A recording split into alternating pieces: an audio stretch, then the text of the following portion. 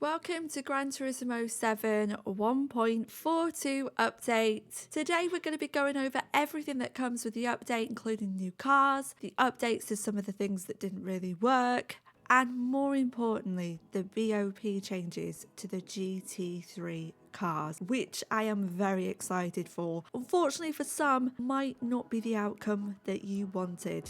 So here are the new cars. The one on the right is a free car if you buy a £5,000 watch.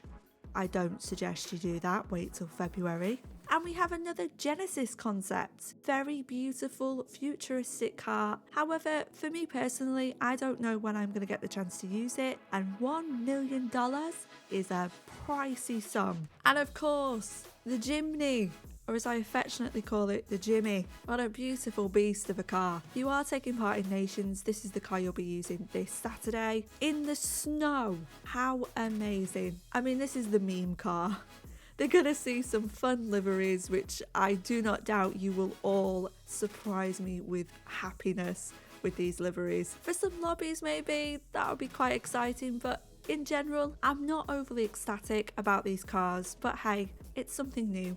Now looking at some of the updates, we've had world circuits added and Vision Gran Turismo trophies. There's new museum entries from the Genesis and Pagani. Cafe menus are available, the Jimny Cup.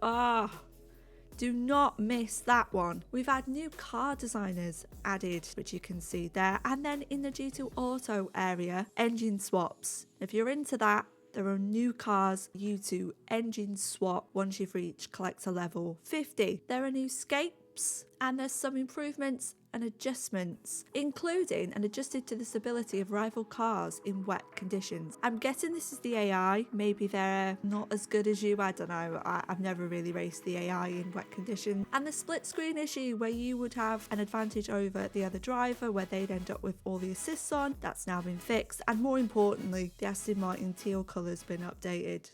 And our BOP changes. Let's start with the buffs. The AMG 20 has gone from 698.68 PP to 714 with a PP rise of 1.46, a max power of 6, and it has also had a weight reduction. This is going to be an absolute beast and definitely one to check out. The Jag has also had a BOP update, going from 693.51 to 695.42 PP. That's an upgrade of 1.91. Its max power has been upgraded by 6, and it's also had a -2 weight reduction. This could make this seriously competitive. I haven't tried it out yet, although it would be very interesting to see how it stacks up against some of the big guns in the GT3s. The Evo has also had an upgrade, one of my favourite cars. Its PP's gone from 691.31 to 691.99. Only a little bit of an upgrade, but it's had a weight reduction, -9, meaning this could be a bit of a powerhouse in the GT3 league. The R8 Evo has also had a bit of a buff, taking its PP up to 700.03. It hasn't had a power update, but it has had a weight reduction of -7. I unfortunately don't own this car, so I can't show you the BOP. But this could be a competitor, although I've never tried it, and I don't know how it would stack up against other cars. It might be still a little bit on the heavy side, possibly. GT by Citron has also had a little bit of a buff in its PP, going up to 697.52. It has also had a weight reduction of -4. Citron can be quite competitive in certain tracks. I don't own it, so I can't show you the BOP, unfortunately. Still a pretty good upgrade for a car that I didn't expect to actually get an upgrade this update. The Atenza has had a massive buff. I think GT7 love the Mazdas. Its PB going up to 691.28. That's an improvement of 0.68. It's not had a max power, but it has had a weight reduction of -9. I've never tried the Atenza. I don't know how it feels. I feel like it's quite a big car, but with that weight reduction, you never know. This could be a contender. The WRX has had a lovely bit of buffing, only a slight amount, 0.14. You'll see the BOP on screen there. It's taken a weight reduction of -11. So that could again mean that this car becomes a competitive car. Now, I do own it. I haven't drove it since the game first came out when it was OP. I don't think it's going to be as OP as it was when the game first came out, but still something else that could potentially work quite well.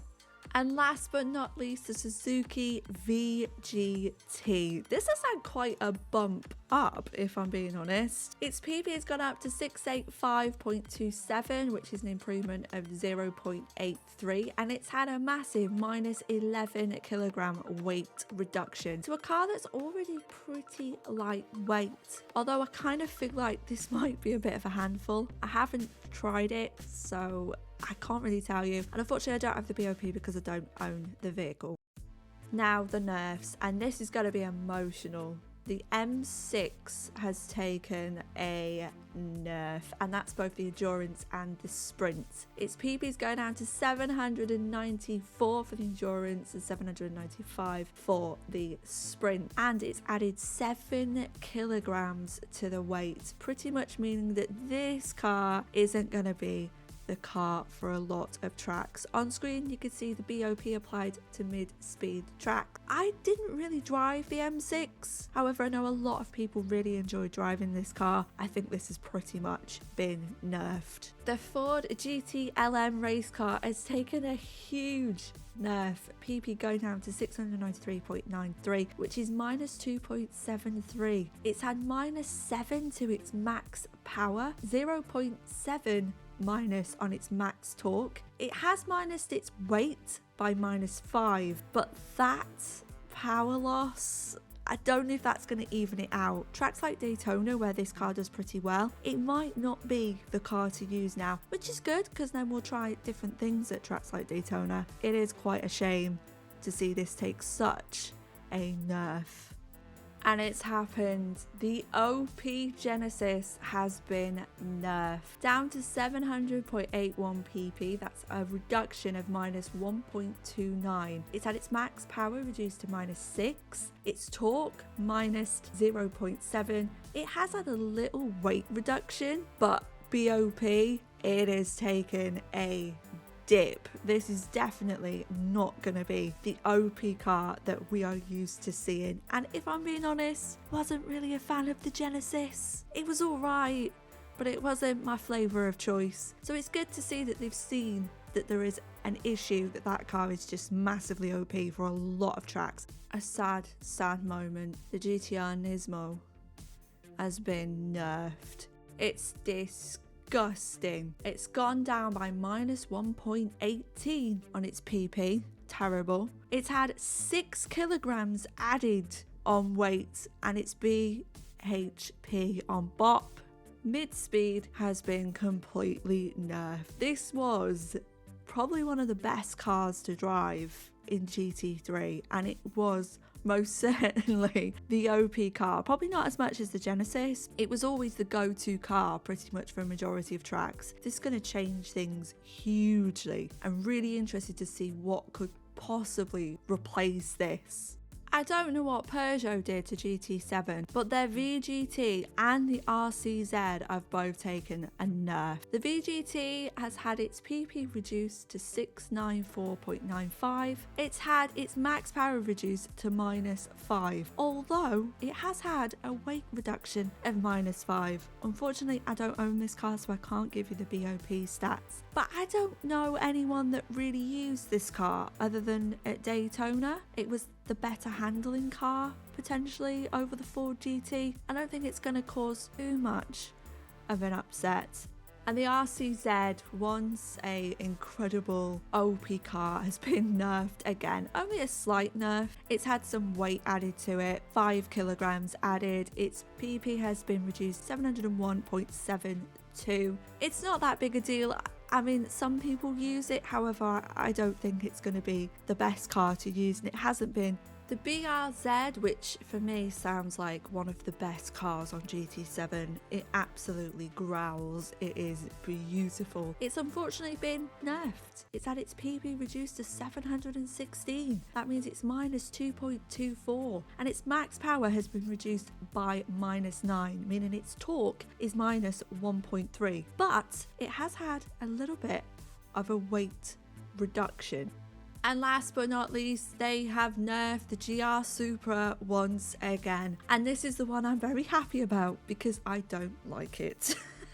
Overall, it's had a PP reduction to 787, minus 1.5. It's had a max power reduction of minus 6. The end of the GR Supra, it seems. And it's still, to be fair, is quite a lightweight car with good amount of power, but I don't think it's going to be as OP as we've seen it in the past, and probably won't be used as much as it has been. So overall, I know people aren't very happy with this update. I mean, I can't say that I'm really enjoyed it. However, the BOP changes I think are really positive. Too many OP cars. I would have liked to have seen the GT4 Mazda nerfed slightly, but we can only wish. I hope this video was helpful to everyone. If you do have any questions, leave them in the comments, and make sure to like the video and subscribe for more Gran Turismo 7 content. Thank you so much for watching, and I will see you very soon.